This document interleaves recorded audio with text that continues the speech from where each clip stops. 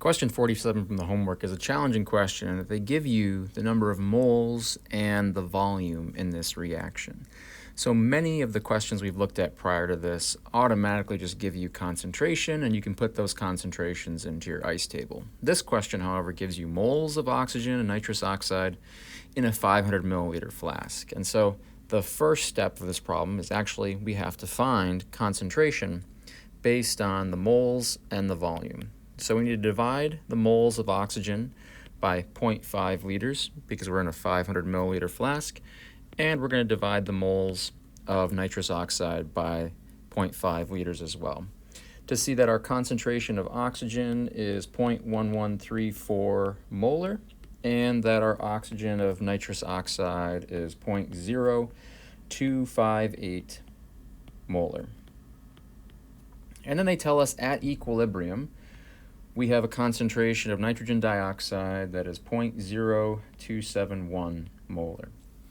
Now we can set up our ice table because now we have a concentration. We have initial concentrations and an equilibrium concentration. So for our reaction, 2 nitrous oxide react with 3 oxygen to yield 4 nitrogen dioxide. Our initial concentration of the nitrous oxide is 0.0258. Our initial concentration of oxygen is 0.1134, and our initial concentration of the nitrogen dioxide is 0 because that's our product in the reaction. They didn't mention a concentration. So at the start of a reaction, right, the concentration of our product should be 0. To first set this up in terms of X, right? The reaction takes place. I look at the coefficient of 4. That means a change in nitrogen dioxide is going to be 4x. Nitrous oxide would be 2x, and that's a minus 2 because we're losing that concentration because there is a decrease in this concentration as the reaction takes place. And then for oxygen, it would be minus 3x. And so to finish setting up our ice table, and I'm going to put some extra space under change in concentration so that I can put in an actual number later.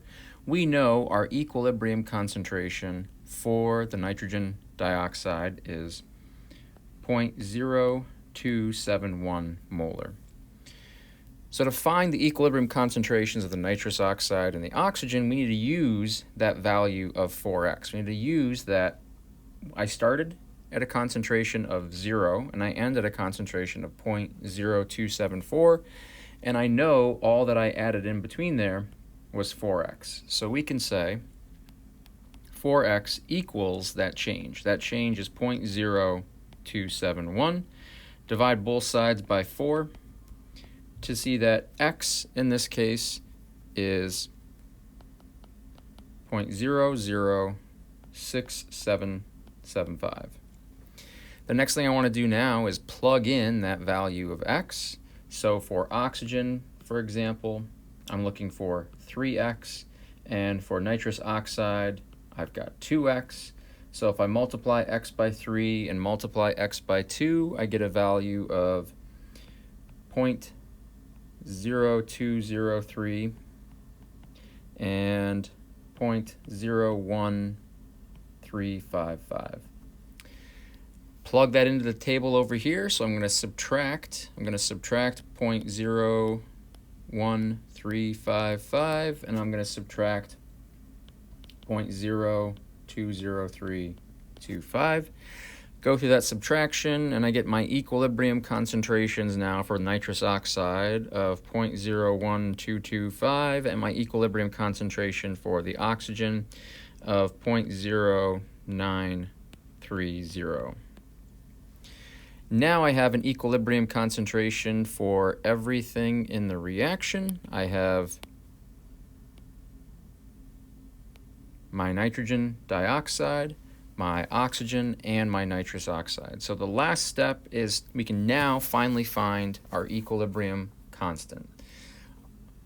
Before we do that, we should write our equilibrium expression, products over reactants, so concentration of nitrogen dioxide to the 4th all over the concentration of nitrous oxide squared times the concentration of oxygen cubed. Plug in the values from the table, so 0.0271 to the fourth over 0.01225 squared times the concentration of oxygen, which is 0.093, and that's cubed. Go through that calculation, and I get a value of equilibrium constant equals to about 4.45 e to the 0.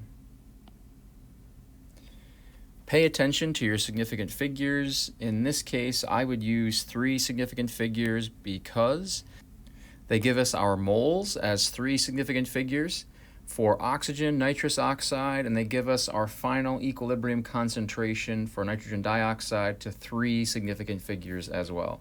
So in this example, I would answer to 3 significant figures because of the initial value of moles and molarity were 3 significant figures as well.